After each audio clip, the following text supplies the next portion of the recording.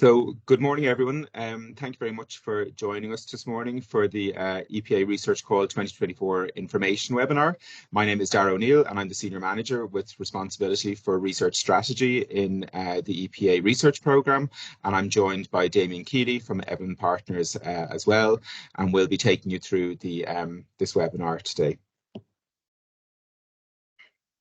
So just to provide you with an overview of what we're going to cover today, firstly, I'll just briefly cover the EPA research programme in which the call is being run. Then I'll run through some of the high-level details of the call this year, how the submission and evaluation process works, provide you with some guidance on the application process, and then I'll hand over to Damien to run through some of the information on our financial rules and eligibility, and then we'll move into a Q&A session. Hopefully our presentation will last about 45 minutes, and then we can take some questions at the end, and I'll be finished up at around 11 o'clock. So just to introduce EPA Research 2030, this is our framework for our research programme with the kind of byline of putting science and innovation at the centre of environmental protection. I can see, sorry, that Kevin has his hands up, and I think you can't see my slides advancing. So if you just bear with me for 1 second, I'm just going to reshare.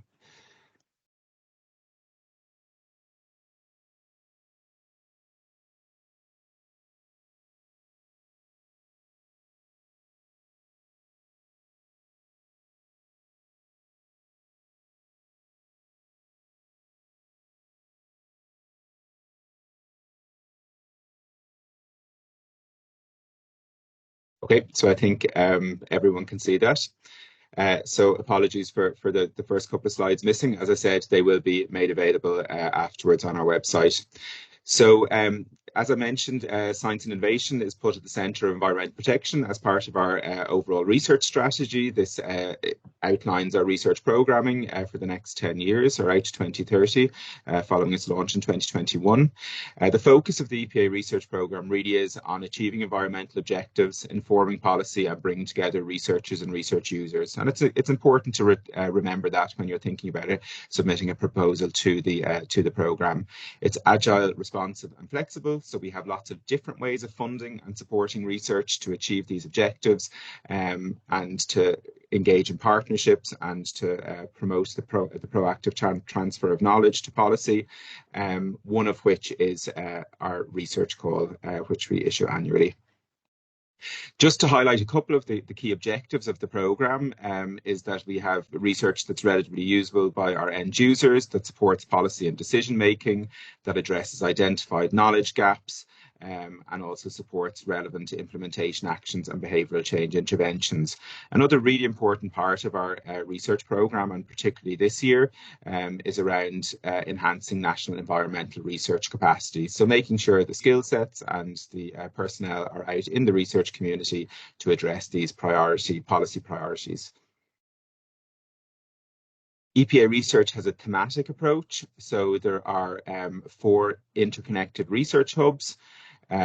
These cover climate change evidence needs, green and circular economy, delivering a healthy environment, and also protecting and restoring our natural environment.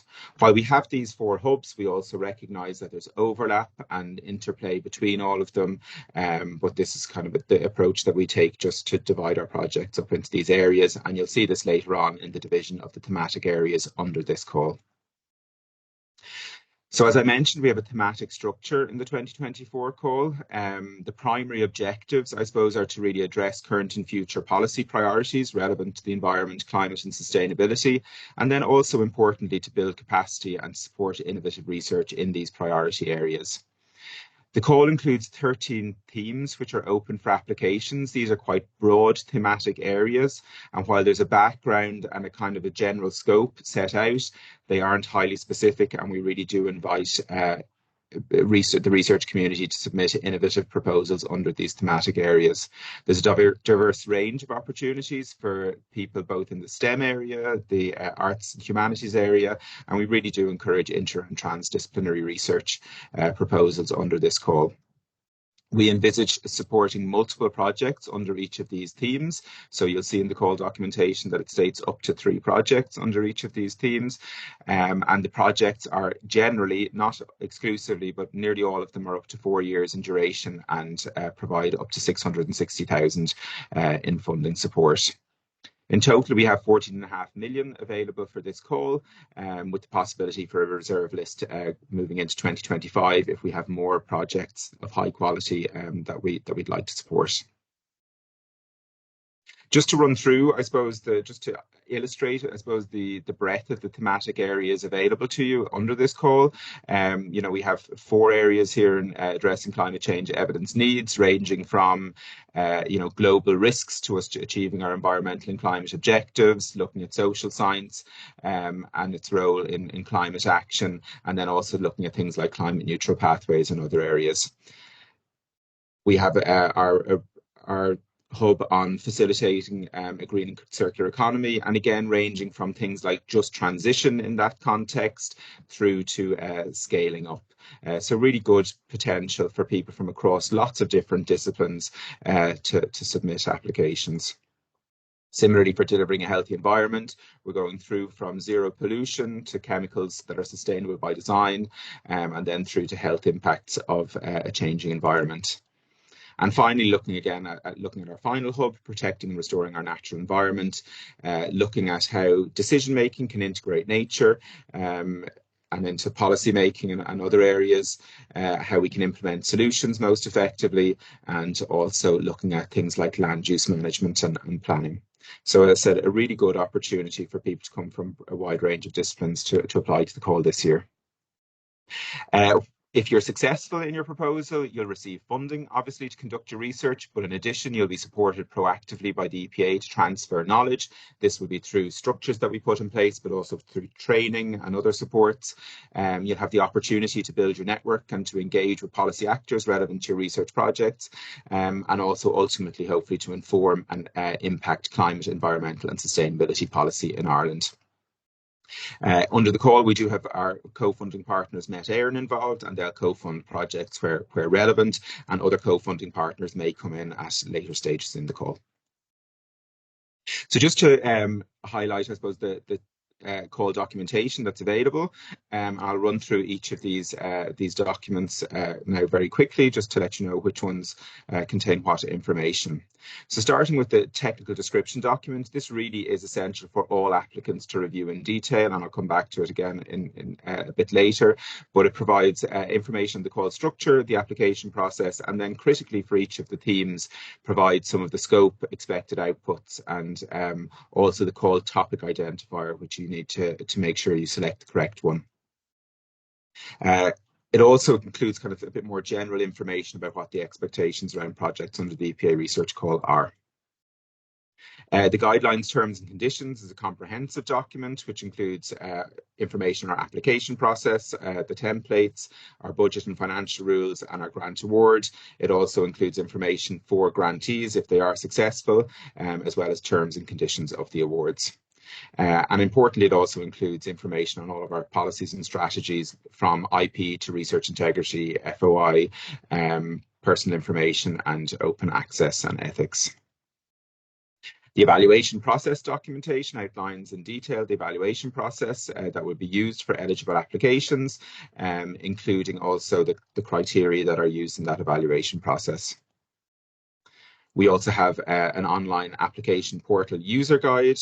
This will detail how our grants management system is to be used, and should be your first port of call if you run into any issues with that. Of course, if you run into further issues, you're welcome to contact us. And finally, just to note that we have frequently asked questions available on our webpage. It includes questions pertaining to the application process, to our funding rules, and then also throughout the application period, we'll update it with any queries we receive regarding the technical aspects of the call. So just to run through very quickly the submission and evaluation process. So you should submit your proposal by the deadline. The deadline will be strictly enforced. After you've submitted your proposal, it goes to your research office for consideration, or your research proposal authoriser for consideration for approval. There's a deadline a week later for that. It is important to note that between those two deadlines, your research proposal authorizer can return the proposal to you for further edits and changes. So between the 30th of May, when the applicant must have initially submitted their proposal, the authorizer can, up until the 6th of June, return it, noting that they have to then submit it to the EPA by the 6th of June. Then it goes through some eligibility checks. Step one of the scientific evaluation for eligible proposals. Then for proposals that move to the second step, goes to national overview. Then proposals that are recommended will go to the EPA board for approval. Then notifications will be issued to all of the applicants. Then we go into negotiation period before we ultimately make the grant award. So I'll run through a couple of these in a little bit more detail now. The eligibility checks are conducted by EPA research staff. We check that all applications have been created by the lead applicant. The lead applicant must be from an eligible organisation, which must be located on the island of Ireland. You must select the correct call topic reference when you create your application. You must use correct templates, which are available for download, and you must have adhered to the maximum budget and the maximum duration permitted for that project. Just to talk to you a little bit about the evaluation process. So all eligible applications, so when we've gone through that eligibility check, all eligible applications will move on to the evaluation process. It's a two-step process, and it is good for you to be aware of what the criteria are against which you'll be evaluated. There's more details on the evaluation process available in the documentation online.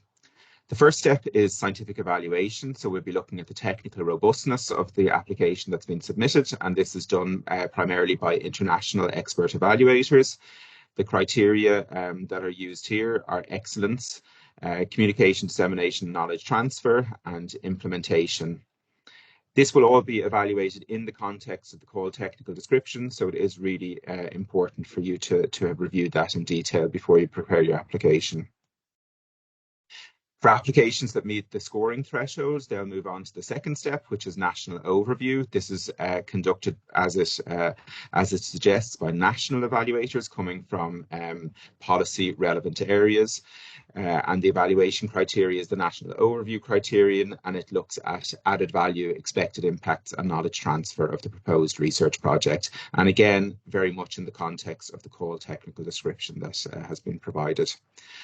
Past performance of PIs will also be considered as part of the final score, and the scoring for this will be applied by EPA research, and again that's laid out in the evaluation process documentation. I suppose important to note that there is no score, I suppose, for this. The highest score for this is 1, and if you're new to the EPA, your score will be 1. Only in very rare circumstances will the score be reduced from 1, where somebody has had an award terminated or in similar situations to that. Just to remember with the evaluation process, I suppose not wanting to repeat myself, but it is really important when you're preparing the application that there are these 2 steps to the evaluation process. So the scientific quality and technical quality will be considered, but also that national overview piece. So consider in detail the technical description document, which lays out that context and the expected potential outputs, and that should help you consider how to articulate the policy context of the proposal, what the knowledge gaps, for example, that you might be addressing, who the relevant stakeholders are that you may need to engage with, what appropriate outputs might be for that, and then finally thinking about alignment and synergy with other work going on in the EPA and elsewhere. I would also direct you to the searchable database of funded projects, which are available on the EPA website, which can be useful to kind of see what else is ongoing and where you want to make sure that you have that alignment and synergy. To run through the application process, for you should think first about reviewing the technical description, as I've mentioned, and then you should make sure you have access to the EPA grant management system, create your draft application, download the templates, complete the templates, and then upload the templates and complete the online fields. Make sure you create your application at an early stage and don't leave this to the last minute. All of the online fields and all of this aspect of the application process does take some time. So just to make sure you get in before those deadlines, start this process as early as possible. Review the technical description. So look at the background and scope that's provided in the documentation.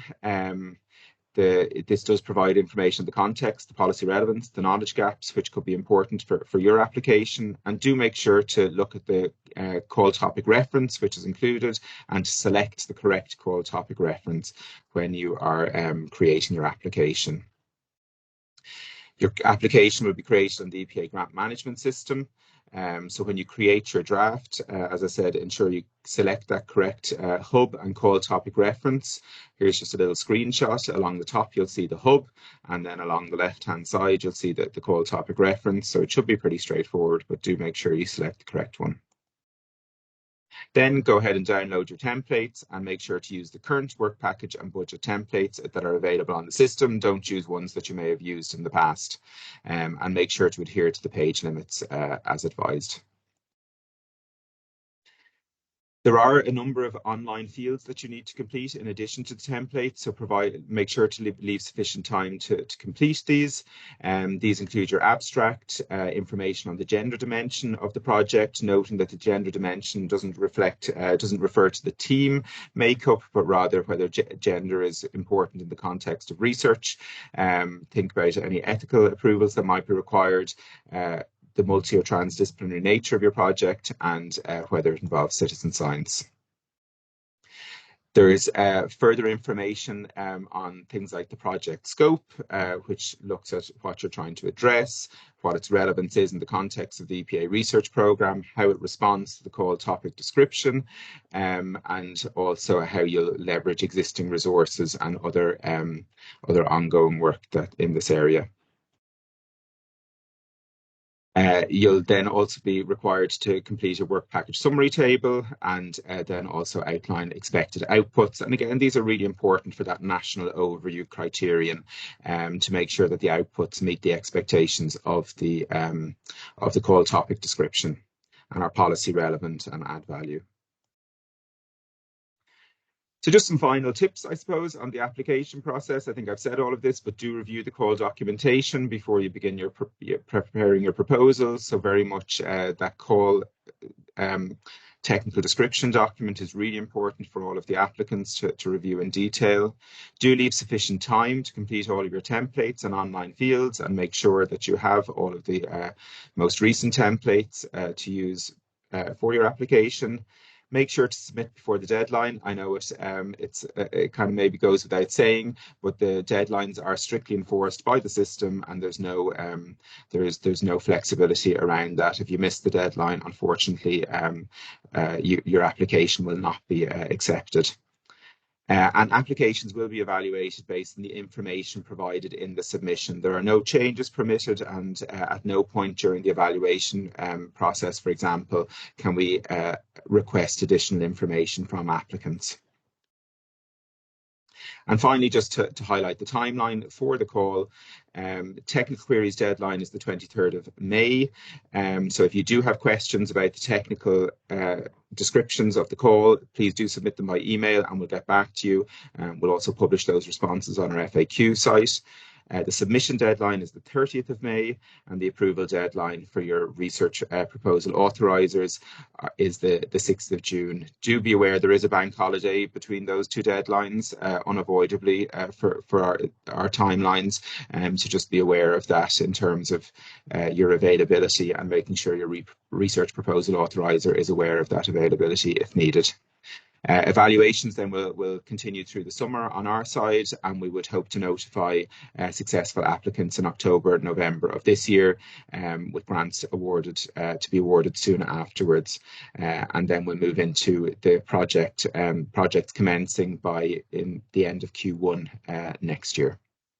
So thanks million for your attention on all aspects around the evaluation and the application process. I'll be happy to take questions at the end, but at this stage, I'm going to pass over to my colleague, Damien, who will take us through some of the funding rules and some of the eligibility criteria. Thank you, Dara. me hopefully try and get the tech to work. Hopefully I don't break anything.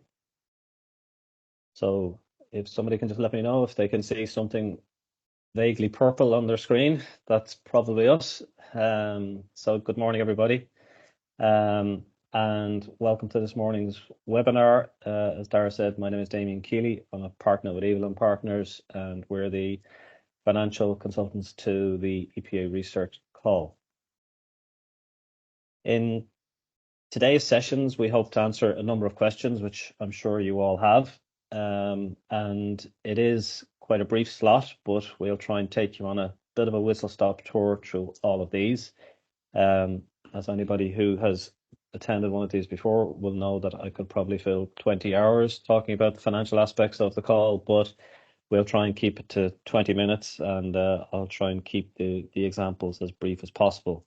As Dara also said, plenty of opportunity for questions at the end, and if we do unfortunately not get to your question, there will be a Q&A document, or we can revert back to you on a one-to-one basis if there is something particular or unique to your situation that you're struggling with. So the first question we want to answer today is who can apply for funding, and the answer to that is quite a broad spectrum of organizations, and clearly that depends very much on the project type, but the categories of organizations that can apply for funding can be broadly split into HEIs, or higher education institutions, research performing organizations, small to medium large companies, NGOs or non-government organizations, PBEs, which are public benefit entities, and charities. So all of these organization types can participate and apply for funding in some form or other. As you'll see from the slide, there is funding available, again, in this occasion up to a maximum of 660,000, but there are other types of projects which are funded under the EPA research call, which can potentially go up to 1.3 million. One point to note is that the funding this year on this occasion as part of this call has increased by approximately 10% on last year, which is obviously a positive thing, and we'll talk a little bit more about that in a couple of seconds. So now that we know who can apply, what level of funding can my organization apply for? But I suppose just before we talk about that, just to maybe mention one or two basic principles around the funding program.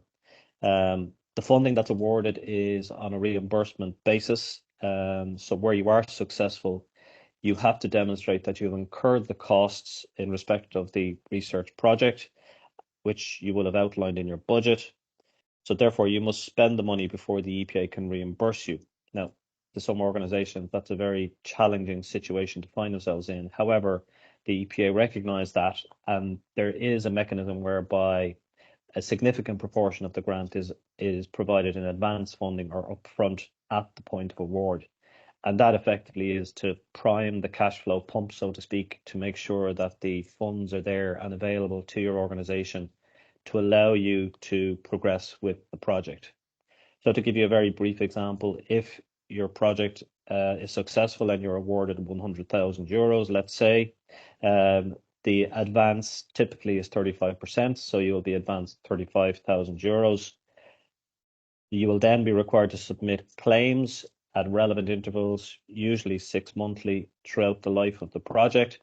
And on that occasion, when you submit your first claim, if you haven't demonstrated that you spent that first initial 35,000 of an advance, then you won't receive any further payments because you haven't demonstrated that you spent the first tranche.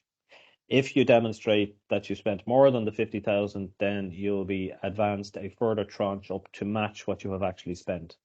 So at any one point in time, there should be sufficient funds in the pipeline to facilitate the funding of the project. So just then to look at some of the specific areas. Apologies, but can't see if that's advancing. No, sorry. So on this slide, what we've tried to do is summarize the types of organizations and the amount of funding that's available to them. So for publicly funded higher education institutions, they can be eligible for funding up to 100%. So HEIs are those listed on the HEA website as HEIs or recognised HEIs.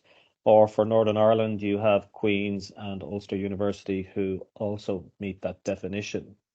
In the second tier, you have public or state body organisations. Again, they can claim or be eligible for a maximum up to 100% of funding.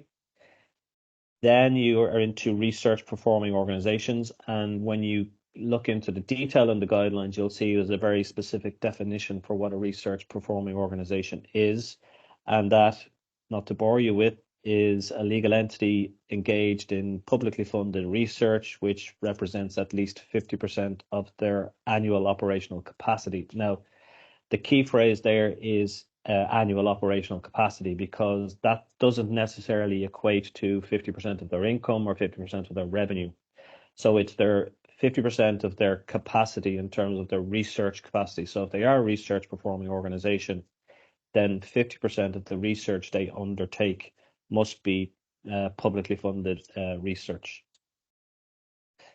The next category of organization is private companies, and within private companies, we have to distinguish between small, medium, and large companies, and you'll see the various criteria that needs to be applied to your organization to determine whether you fall into the small, medium, or large bucket. It's important that you comply or meet the first criteria. So in the first instance, you ask the question, how many employees do I have? That decides in the first instance whether you are small, medium, or large, but you also need to meet one of criteria B or C. So it's A plus one of the other two B and C criteria to determine which category you fall into in the first instance. And again, as you'll see, that determines the amount of funding that's potentially available, ranging from 80% for small companies to private large. And then the final category is non-government organizations, PBEs, and charities. So for charities, again, it's important that they are registered charities, and that means registered with the Charities Regulatory Authority and the Revenue Commissioners. There are lots of organizations out there doing charitable work, but they may not actually be registered charities. For the purposes of the EPA research program, they must be registered charities. NGO organizations or non-government organizations are by definition not for profit, and in some cases may, but not always, be a charity. And then we have this other definition which sits in between the two, which is PBE or public benefit entity. And this is one that we have to blame us accountants for in terms of a definition. So there is quite a long drawn out definition of it, but effectively the organization's primary objective must be to provide goods or services for the general public, community, or social benefit. There is no equity or share ownership involved. It's all with a view to meeting the entity's primary objective, which again, as we said, has some public, community, or social benefit. So our next question that we have to try and answer is the categories of expenditure that are eligible for funding. So again, this is vitally important in terms of preparing your budget for your project. I know from a lot of proposals that we've seen over the years, there are some really strong projects which are submitted for funding.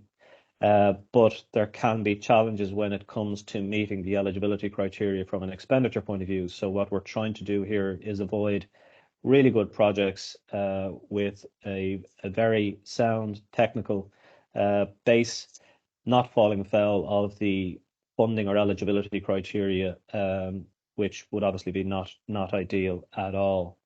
And this is a topic which again, we could spend quite a long time discussing, but I think it's important maybe just to focus on some of the basic principles. So when drafting or developing your budget for your project, clearly you're thinking about the costs that is needed and the expenditure that you're likely to incur to deliver that project. And when you're thinking about those costs, there are some basic principles that must be adhered to. And really what we say is if you meet each of these principles, in general, that category or item of expenditure will be eligible for funding, with some exceptions. And generally, those exceptions are specifically identified as ineligible. And we'll talk about some of those in a little bit as well. But in general, the basic principles are the cost must be actual. So they must be real costs. They can't be fictitious, made up estimates, guesstimates, or provisions. They must be a real and valid cost, reasonable and wholly necessary. That makes obvious sense, but reasonable is something that's sometimes proves challenging for some organizations or some cost categories. So reasonable is what we would reasonably expect to see in a project of this type. So, if I give a very extreme example, we wouldn't determine or wouldn't expect to see hotel costs for five-star hotels because, in our view, that wouldn't be reasonable or a reasonable use of public monies on such a project.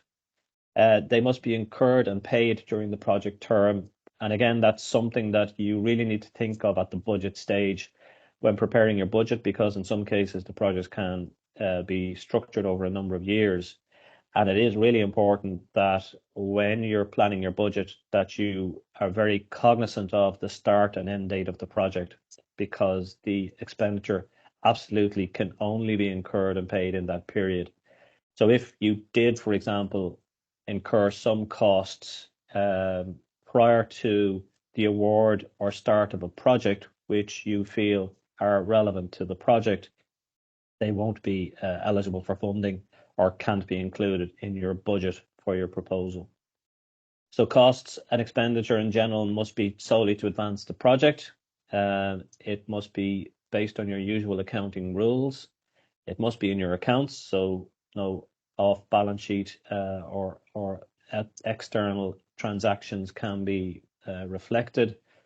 And I suppose crucially, it must exclude any profit margin. So one of the overarching fundamental concepts of the funding that's provided is it's on a not-for-profit basis. So it's not to deliver a profit or a margin to any one organization or any one entity. And again, it must be of a type normally charged to research projects. So it's typically what we would expect to see on these type of projects. That being said, there can be some unusual circumstances where we see some quite unusual expenditure categories, in our view anyway, but turn out to be quite valid and relevant to the project. So if there are unusual items of expenditure which are wholly necessary for the project, you may be asked to justify those as part of the evaluation process for your project. So in terms of the categories of expenditure, what are they, and what can you include in your budget? And when you're completing the template, you'll see some of these will come to life and have more meaning. But as you can see, we've got some of these cost categories that are highlighted or asterisked in green. And that's because there are some limitations around these costs, and that's principally directed at applicants who are not located on the island of Ireland. So one of the objectives of the funding program is to increase research capacity on the island of Ireland, and that's not to differentiate from applicants not located on the island of Ireland, but because this is obviously funding coming from the Irish Exchequer, there are some overarching principles or fundamental concepts that must be adhered to. So if you are an applicant located on the island of Ireland, then all of these cost categories are available to you, assuming the individual expenditure items are eligible.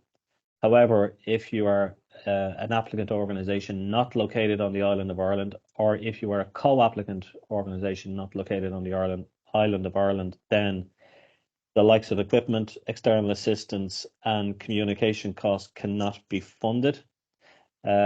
But as you'll also see, even within staff costs, there are restrictions.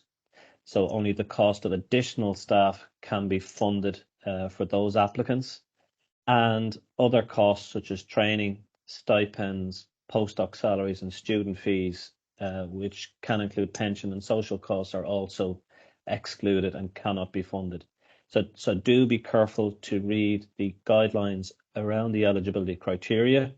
And if you do have co-applicant organisations who are outside of Ireland, then you do need to read them extra carefully when it comes to the eligible cost categories, because unfortunately we have had some instances in the past where projects have been submitted for funding with co-applicant organizations located in other European jurisdictions, and that has proved problematic where they haven't fully understood the subtleties around the staff cost and other cost categories and the eligibility rules. So please do bear that in mind.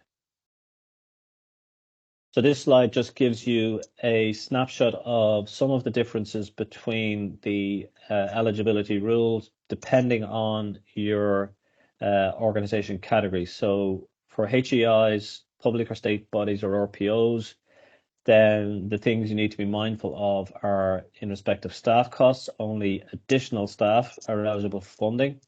So in a lot of these organizations, they will have funding for core employees or staff costs. So obviously, if this project were to fund those as well, there would be an element of double funding, which is something which isn't permitted in public sector funding guidelines. The salary costs that are eligible include employers' PRSI, and statutory employer pension contributions were relevant. Now, there is quite a lot of discussion around the whole pension piece, which is not for today, but you'll see in the guidelines there are very specific guidance around what is and isn't eligible in the pension space. So please do bear that in mind. The rates of pay that you should use when budgeting for staff costs are those based on the IUA pay scale. And the eagle-eyed amongst you will have recently seen that those pay scales were, as of only yesterday, updated by the IUA, and that was to reflect the recent round of national pay awards, which have been finalised and approved. So please do make sure you are using the March 2025 pay scales, because that will be to your advantage. The pay that you physically pay out ultimately to staff should be based on payroll records and must be based on payroll records. And if you don't have available rates for individuals, then you can use the IUA rates as a basis of budget.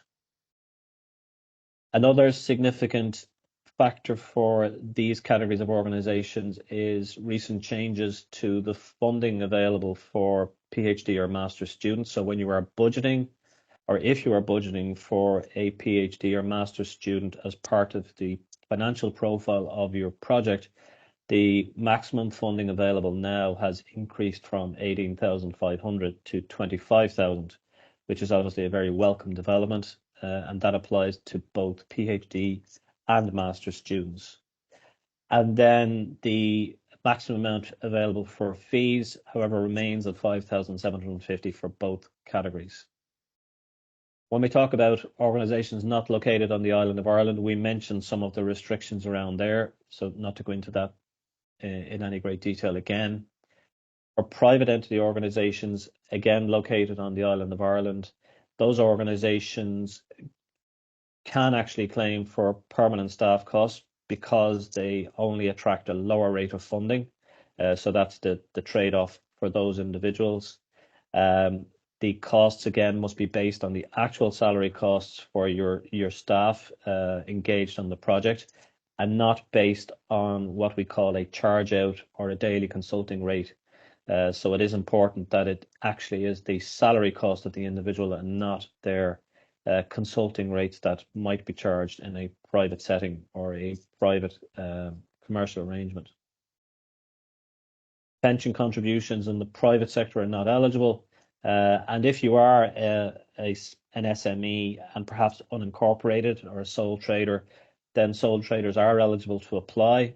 But the cost in that instance, because generally they're not salaried, would be based on your annual assessable profits per your tax return and not any daily rates. So just to bear that in mind.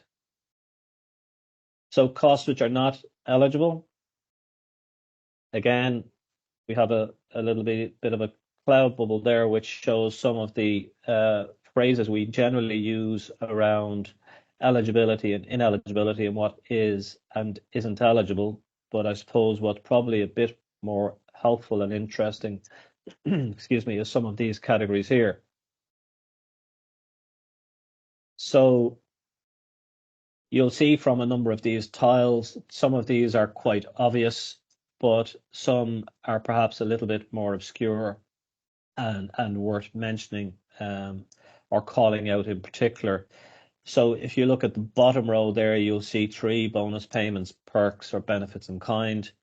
Again, the salary costs that can be claimed are only the gross annual salary costs, and therefore on that basis, if there is any element of bonus payments or benefit in kind, perhaps if somebody has a company car or use of a company vehicle, then that can't be funded.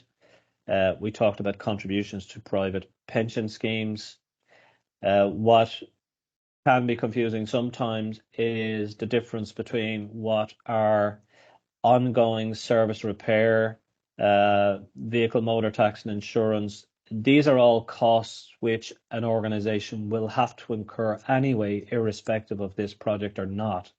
So therefore, on that basis, they're not additional or directly as a result of the project and therefore can't be funded. So please do bear that in mind. So where there are costs that if this project were not to proceed, your organization would still have to incur, then those costs are generally not eligible. And you'll see some other references there to sick pay or redundancy, overtime, and then resources received free of charge. So again, if you receive something for free, there's been no cost to your organization, and therefore there's no basis for the EPA to reimburse those costs. So again, just to consider those, there is a more extensive list and narrative around those in the guidelines, and I would encourage you to spend some time looking at those. So just to look at some changes to the previous call, for those of you who participated in the previous call, just to bear in mind, the funding thresholds have increased, as we mentioned, by broadly speaking 10%. And that's broadly to reflect that obviously the recent round of public sector pay awards sought to increase public sector salaries by over the course of the pay awards by 10%. So that broadly keeps at pace or in pace with those.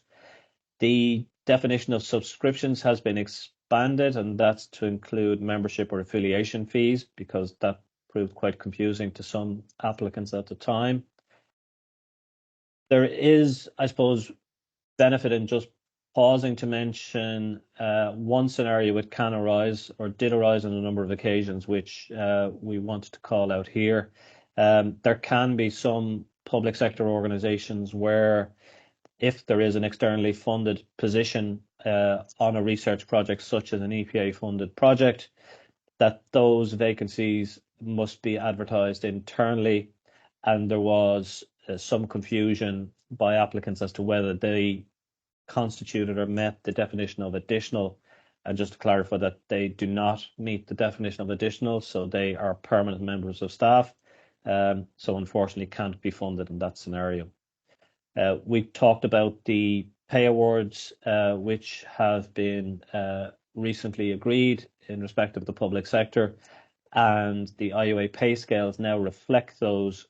So again, we would encourage you to use them and ensure you are using the latest version of those. The postgraduate and master's student stipend we spoke about, and the maximum funding available in respect of fees does remain at 5,750. And that, of course, is 5,750 per annum. So over the course of the PhD or master student course, that's the per annum allocation in terms of fees. We have a clarification in terms of communication costs and whether they can be transferred or not. And there is obviously some transitional arrangements for projects funded under the previous call, which we just draw your attention to there in terms of Masters and Students Awards, but probably of not significant relevance to those on this call today. And not to dwell too much on this because we're running close out of time, but again, you'll see from the slides some changes that we've learned from the previous call. I think we've talked about most of these already. I would say one thing, the funding rates that are applicable to your organization are fixed and cannot be changed. So irrespective of changes in terms of the project structure or makeup, be it the component partners or applicants and co-applicants, the funding rates can't be changed once the project has been awarded. So please do be careful to make sure that you get those right at the application stage. So that's all there is for me. I'll hand back to Dara and happy to take any questions. That's great. Thanks a million, Damien, for that. And I suppose just to repeat what Damien mentioned there, all of this information that he ran through is available in our guidelines, terms and conditions. So a useful reference document there if you are looking for more information on any of those aspects that were mentioned. So we might move to the Q&A session now, and we'll go to the meeting chat, and I might ask my colleague Anna to begin running through some of the questions that have come up there. Oh, and we can't actually hear you. Sorry. What I will just say to everyone as well, I know that some people at the outset may have had some issues with the slides. The recording and the slides, as I mentioned at the outset, will be made available after the webinar and will be on our website. Anna, if you're not able to unmute there, Any better? Oh, there we go. Yeah. Okay. Thanks. Sorry, Dara. Sorry about that. Yeah, I can run through the questions here. There is a hand up as well. I don't know, do you want the questions first or there is one raised hand there? Well, let's go with the questions in the chat to start with. Great. Yeah, the first one then is about an academic as a main supervisor with an enterprise. What is the advantage to having an enterprise partner in the application? Yeah, I mean, I suppose what I would say is that the makeup of your consortium or your project team should be the most appropriate consortium or project team to address the project that you're trying to deliver. So we do very much encourage transdisciplinary applications, so to bring people from different sectors into a project team where appropriate. So I suppose it really is, if it is relevant within the context of the project and will add value, to have that engagement with an enterprise partner, then that will be assessed as part of the evaluation criterion. But there won't be any sort of advantage conferred just because of the inclusion of that partner. It should add to the value of the overall project. And of course, if you are including an enterprise partner, do remember the differing terms and conditions in terms of funding rates and rules for those partners. Perfect. Thanks, Dara. Just related to that then, are there limits on the number of co-applicants? That's another question. Again, similar response. There aren't any limits on the numbers of co-applicants, but I would encourage teams to very much consider what is manageable.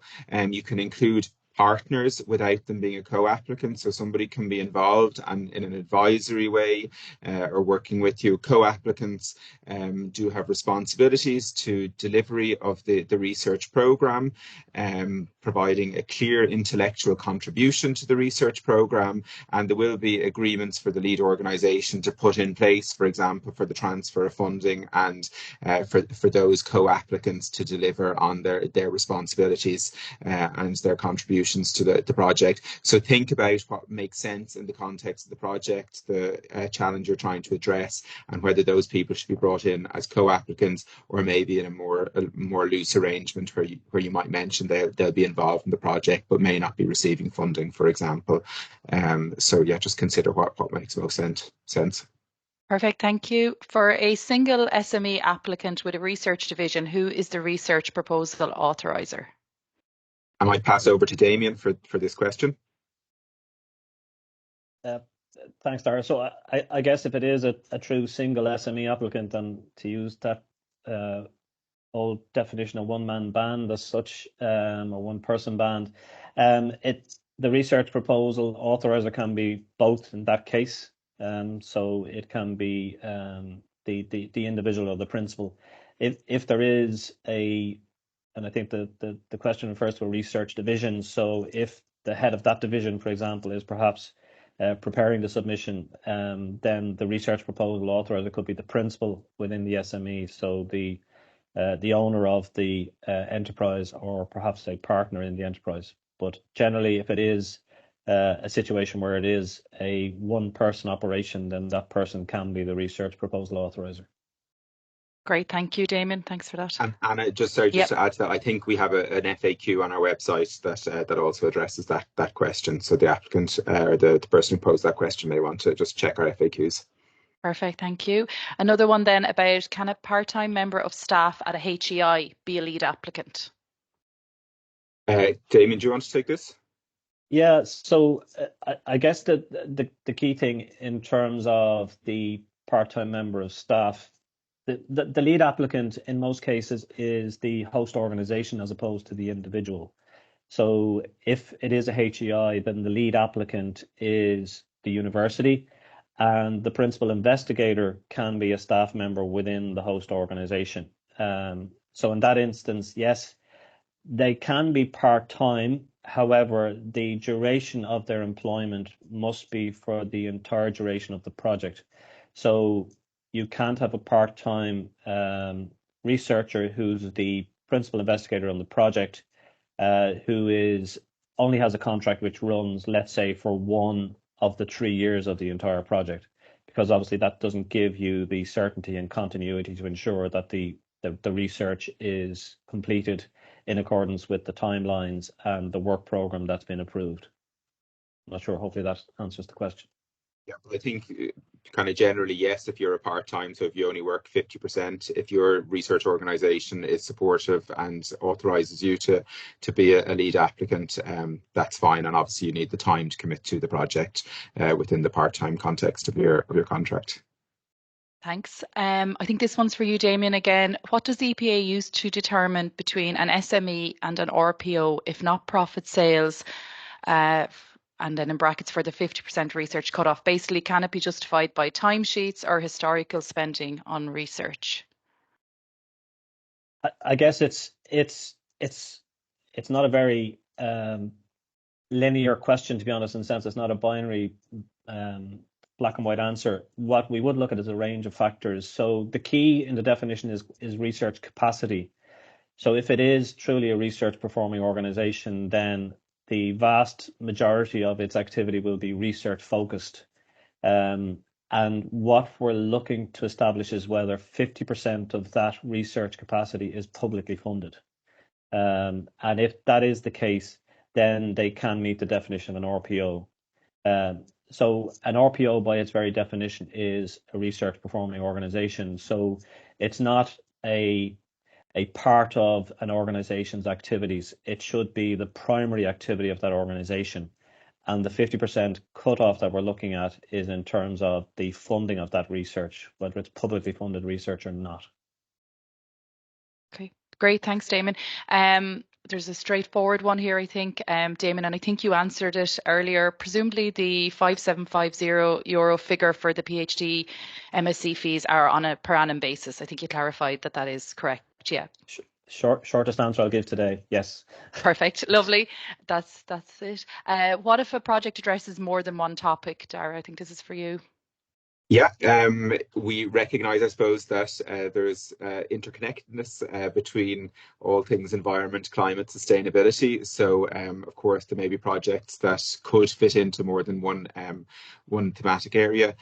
So, you do have to choose one, so do choose the one that's where the primary alignment, I suppose, for your project is. As a kind of a corollary to that as well, I would say that you can apply to more than one thematic area, but the projects must be distinct, and you must also have the capacity to deliver on both projects, or however many projects, should they be successful. So please do think carefully before you submit more than one application, but it is permitted across different areas. Great, thank you. This is related to the earlier question, Dara. I think, can postdocs be a lead applicant, or do they have to have a contract covering the duration of the award? So I think we covered that. Well, we might just mention Yep. that again, just very briefly, because it's slightly different to the part-time question that was there. Yes, postdoctoral applicants can be the lead applicant. However, they must have engaged with their research organisation in advance to ensure that they are authorised to hold an independent research funding and will have the necessary facilities and support to deliver that grant, or to deliver the project. And they must also have then reassurance from their research organisation that a contract will be put in place should they be successful, that will cover the duration of the award. They don't have to have that contract at the point of application, but they will need to have that contract at the point at which the project commences. Damien, would you like to add anything to that, or have I covered everything? No, I think that covers it off there. I think that's great. Thanks. But the real key thing is engage with your research office before starting to prepare an application to ensure that you have their support. As Damien said, they hold the grant. They have to authorise you to participate in the research programme. Lovely, thank you. There's one with a couple of parts here about NGOs and charity and HEIs. So can an NGO or a charity work with a HEI to advance a piece of research as part of the call? That's part one. And if so, can the NGO staff be volunteers, or do they need to be full-time staff? And does it matter if the NGO or charity or the HEI is the lead institution in this instance? So just, I can call any of that out again if you need it, but it's about the NGOs and charities. Do you want me to start on that one there? Yeah, go for it. Yeah, thanks. I think in the first instance, yes, an NGO and a charity can work together.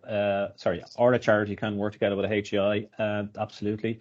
The piece that the NGO or charity needs to be mindful of or conscious of in terms of the staff that are engaged on the project, I think this is the second part of the question. If they are volunteers, and I assume by that definition they're unpaid, then clearly they have no cost to the NGO or the charity, so you can't budget or factor in any cost associated with their time. So yes, you can use volunteers, but if you are trying to attribute a cost to them in your budget, then that won't be acceptable, because clearly they won't ultimately be paid a staff cost or a salary cost from the project. If you are engaging full-time staff of the NGO or the charity in the research and in carrying out the research, then yes, their costs can be eligible as part of the submission of the project. I might just add, I suppose, in terms of does it matter who's the lead institution? No, both an NGO or a HEI could be the lead institution, but do think, I suppose, who is the lead research performing investigator, I suppose, as part of this, who's bringing that kind of technical leadership and project management piece to the project, and that should be the lead applicant. Those are the responsibilities of the lead applicant, to have that technical leadership and project leadership. So just to go forward with the most appropriate makeup in your submission. Great, thank you. This one I think is answered, but just let me repeat it in case we haven't fully addressed it. For registered charities, are permanent staff costs eligible for funding? I think, Damon, you just mentioned that, but they are eligible. I suppose just one caveat to mention is that there are some charities who are funded by other public sector bodies under Section 38, I think it is, and effectively they have permanent staff members who are funded from another source. So clearly, if that is the case, those salary costs are funded once at the moment. And if they were to be included again on this project, then that would constitute double funding. So that can be something to be mindful for some registered charities to bear in mind. Thank you. So this one's for you, Dara, about the themes. Some of them are very broad, with a very broad scope. Do proposals need to deliver on every single kind of outcome presented under the scope? Yeah, thanks for that question. I suppose firstly, the scope of these themes are deliberately broad, and this is really in response to feedback that we've received from the research community about the prescriptiveness of our call in previous years. So this is really to provide the opportunity for the research community to come in with innovative proposals that address these thematic areas. In terms of do they need to deliver on every expected outcome? No. If you read carefully the call technical description, it says it will use language like innovative proposals are invited in areas such as, but not limited to, and then there'll be some suggested areas which highlight uh, sort of outputs and outcomes that within the context of the background, the policy priorities in this area. But no, they can address one of those, they can address none of them, but you will need to justify anything that comes in terms of its policy context and relevance, as well as technical quality, as I laid out as part of the evaluation process.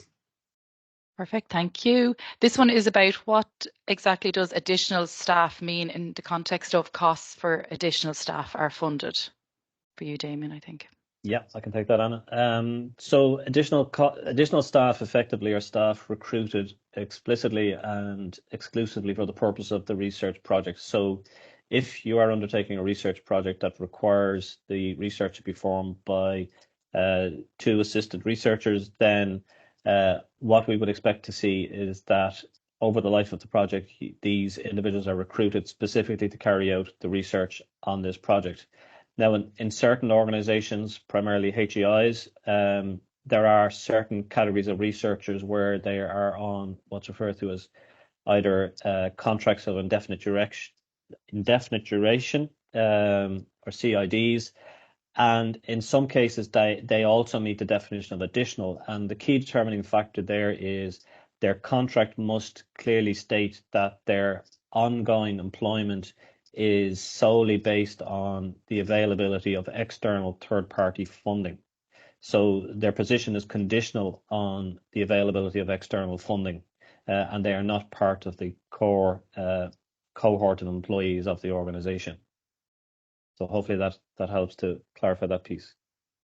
Great, thanks, Damien. For international co-applicants, is there guidance for travel subsistence to apply when developing budget? There's no explicit guidance for co-applicants or partners, whether they're located on the island of Ireland or further afield. The travel and subsistence must be in accordance with your own policy. For public sector organisations, it must be in accordance with the public sector guidelines on travel and subsistence. What we do see in a lot of cases for the purpose of budgeting is that if the lead applicant is perhaps a HEI here in Ireland, that the co-applicant, the international co-applicant would use their travel/subsistence policy to compute a budgeted cost purely for the purpose of budgeting. And that tends to be a useful guide for international co-applicants. Thanks, Damien. Dara, this is quite a specific one for you to consider. Is indoor air pollution, indoor air environment eligible as a topic, or is it only the outdoor environment? As I kind of mentioned at the outset of the webinar, we won't be taking any technical questions as part of this webinar. So I just asked that person to submit it by email to research@epa.ie and specify which topic or theme they're referring to, and then we'll respond to it and then post the response also on our website. Brilliant, thank you. Are research fellowship awards available for the medium scale projects? Basically, is there a minimum time period budget for medium scale projects? I guess I'm not 100% clear on exactly what that person means, but I suppose to respond to it, there is a maximum duration for the projects that are set out. So they're all 4-year projects, except for a selection which are 2-year projects. You can select a shorter time period if that's what you need to deliver your project proposal within the context of that project, so that's fine. To choose a shorter time, I wouldn't. I would recommend that you do not select something shorter than 2 years. I would say 1-year projects tend to be very difficult to manage. And then finally, our Research Fellowship Awards available. Again, I'm not completely sure what that refers to, but Research Fellow salaries can be requested as part of one of these submissions. Again, as the lead PI, it is also permissible for somebody to request their salary as long as that is a temporary contract and that can be assigned to the activities under the award, and again that it has been the support of the research authorizer in the submission. So hopefully that answers the question that's been being asked there. But you're on mute there, Anna. So sorry, apologies. Is there a time limit for the postdoc's research experience for the postdoc? Sorry, I guess in terms of funding under these projects, yeah. No, it just has to be within the overall time of the project. It also should be relevant to the work packages against which they are going to contribute to. So when you're completing your work package templates, you will have to indicate what resources will be assigned to each of those work packages, and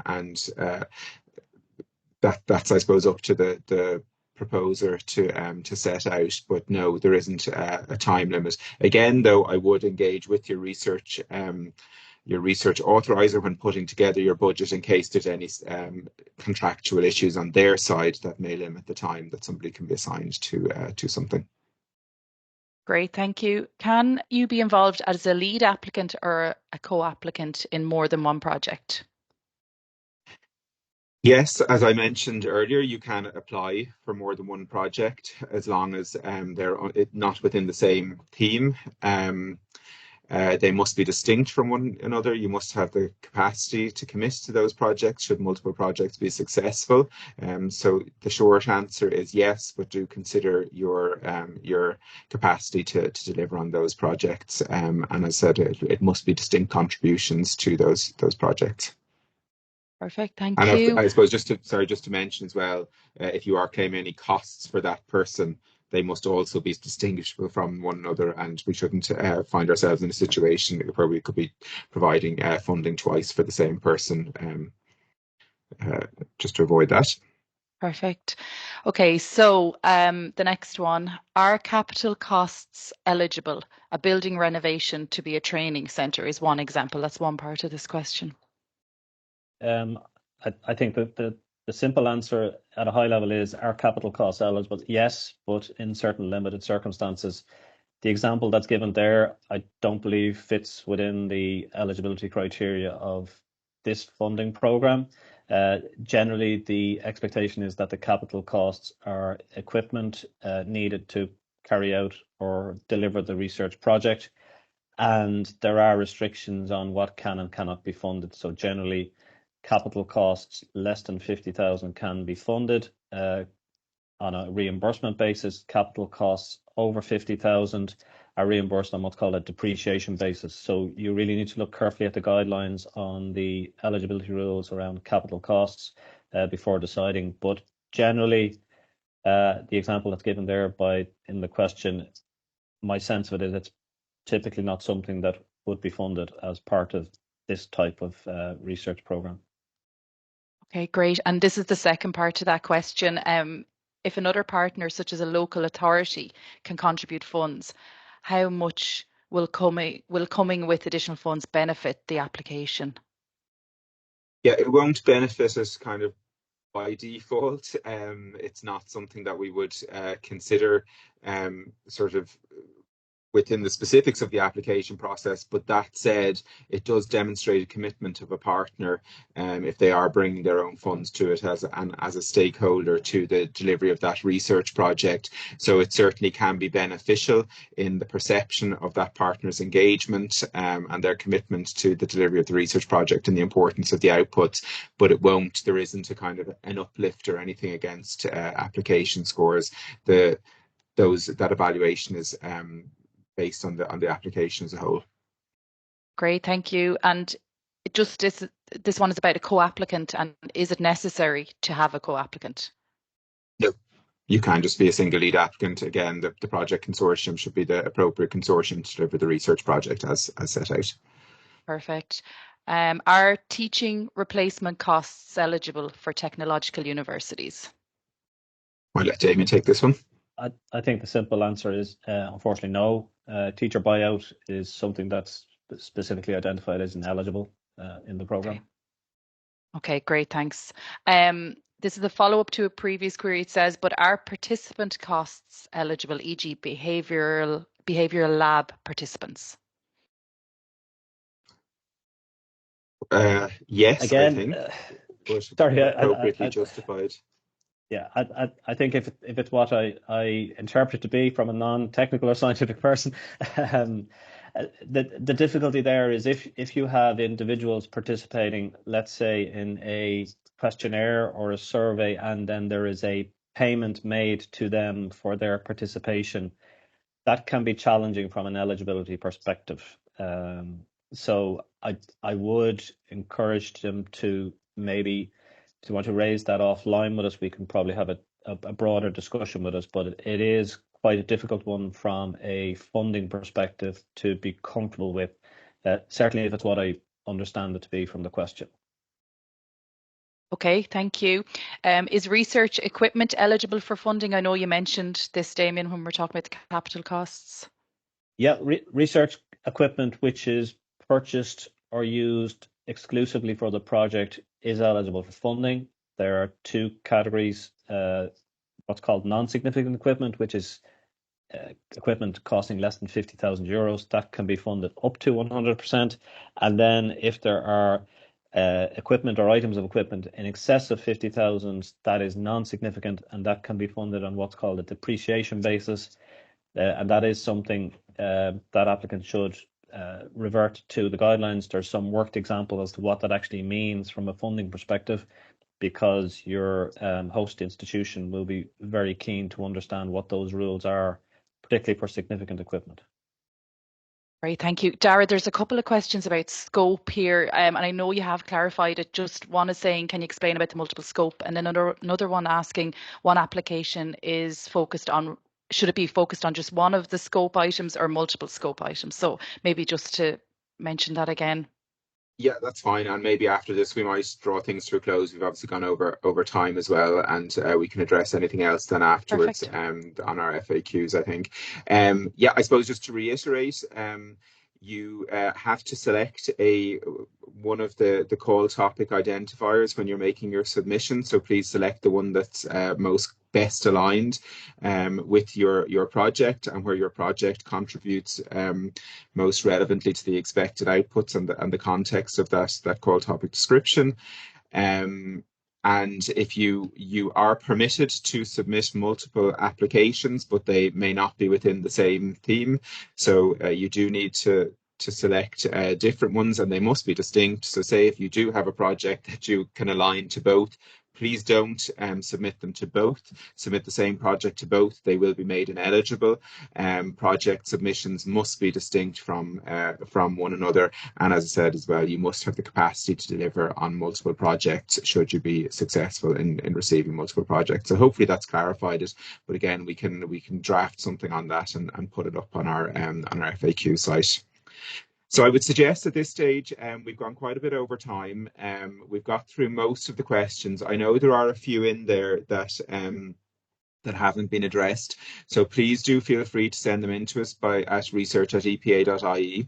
We will have a transcript of our chat here as well. So we'll work through trying to put together responses to the questions we've received and put them online on our FAQ document. But I suppose it just leaves me to thank particularly Damien for participating today in the webinar and providing all the information on our funding rules, eligibility, and some of those aspects. My colleague Anna here for moderating the questions, and then just thank you to all of you for attending the webinar. I hope it was useful. As I said, we'll make the information available on our website in the coming days in terms of the slides and the recording, and then we'll be adding FAQs as we progress through it. And yeah, best of luck with putting your applications in. We look forward to receiving some strong applications. So thank you very much, and bye bye.